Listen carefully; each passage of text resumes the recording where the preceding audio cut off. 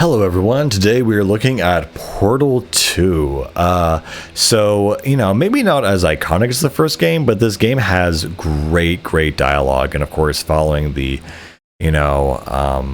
design philosophy of Valve, we are only ever going to get 2 games of the same series, and again, I was really impressed by how they upped the writing for this one, and so after the events of Portal 1, you were essentially thrown into this new environment where you essentially have to take out these different, GLaDOS cores and, all these different aspects of these different personalities. And you were paired with one personality core called Wheatley. And he basically is kind of your companion throughout this game. So that's kind of a new aspect. And so now you're back in the Aperture Labs, but everything's kind of destroyed and broken, and you need to make your way around, without getting killed by GLaDOS, essentially. And so now, the facility's falling apart, so you're not just solving puzzles and tests and whatever, but now you also have to essentially, deal with the crumbling environment and how things are broken and not working. Something else that was very interesting about the first game is the turrets also had personalities. They would talk to you and have little things and talk to you in this nice, sweet voice while they're trying to murder you. And I always found that to be super funny and interesting.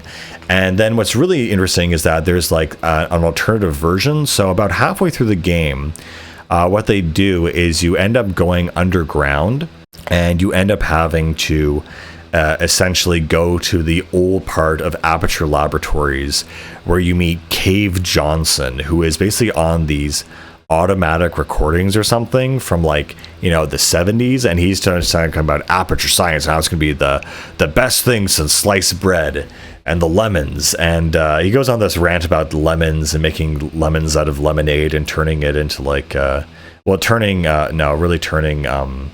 lemons into lemon grenades and stuff like that. And he's this kind of Quixotus kind of character where he's super overconfident about everything working. Of course, everything has been destroyed around him, and he talks about how, I'm really proud that we're installing, new asbestos, into the walls. And oh my god, I think Portal 2 might be one of the funniest games I've ever played from the writing. It's really great, and it doesn't compromise its gameplay for it either. It doesn't, float on its writing, but it definitely is a very strong point of the game, for sure. GLaDOS also, partway through this game, somehow she becomes like a potato that's literally being powered like I think it's like a grade 7 science project thing that a lot of kids are like, oh, did you know that essentially you could basically power a computer technically with a potato, because the potato gives off enough like electrolytes or something, or enough energy they can actually power like a computer chip, which is where the term even a potato can run this game comes from, as essentially implying that anything low spec, and this game is low spec, that almost anything can run on almost anything. But yes, a potato can actually be a power source for a computer.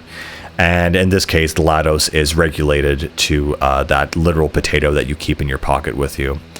And so the new mechanic that Portal 2 introduces, once you get to the old Aperture Science, or rather the old Black Mesa, facilities, are essentially speed oils or liquids or whatever. And so there are certain, things where you walk in them, they will slow you down or speed you up, or you can basically spray them almost like Splatoon in a way. And by doing so, essentially, you're able to either speed up and walk on them, or you can actually use them to paint your portal gun onto certain surfaces. Because one of the main mechanics is that the portal gun will only work on like white translucent surfaces or specific surfaces, and so you need to spray this goo via puzzle solving onto the wall, so you're able to essentially warp to that area that you need to get to. And that also comes into play in the final level, where you defeat the final boss by basically shooting a portal to the surface of the moon. I think it's really cool that again, there's a lot of there's a lot of comedy and funny moments in this game. There's this one, again, all the cores have a very funny personality. Maybe my favorite one is like the fact core, who always gives facts about life, but then every fourth or fifth fact will be completely wrong. I think my favorite one is about Sir Francis Bacon, how he like killed George Washington and impersonated a monkey or something. It was just something absolutely bizarre and off topic, and it was honestly pretty funny.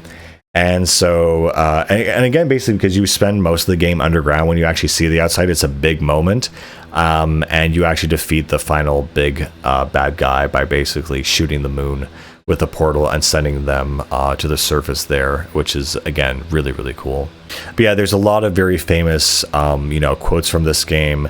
Definitely, Cave Johnson and his troupe of science experiments that have gone terribly awry.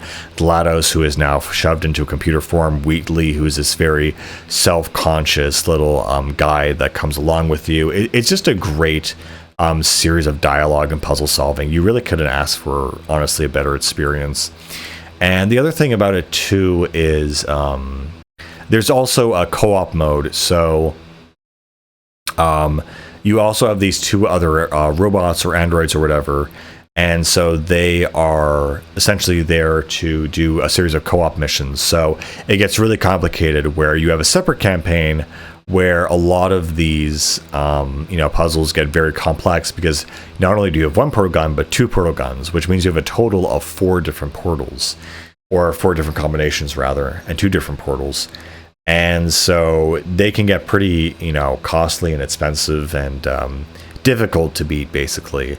And so those are kind of a fun, I guess, frustrating bonding experience. And and this is kind of sadly, the end of Portal. Again, Half-Life and Valve, they do not go past 2. And this was kind of the final product we were given. And despite everything, it was a great, great experience, and I almost want more, but I know they couldn't probably keep up the status of the writing and whatnot, but this has cemented itself in as one of the, the big, famous, fun games. Anyway, I'm definitely gonna, take Cave Johnson's advice and turn my lemons into lemon grenades, and, that's just how you should live your life, and I totally agree with him on that.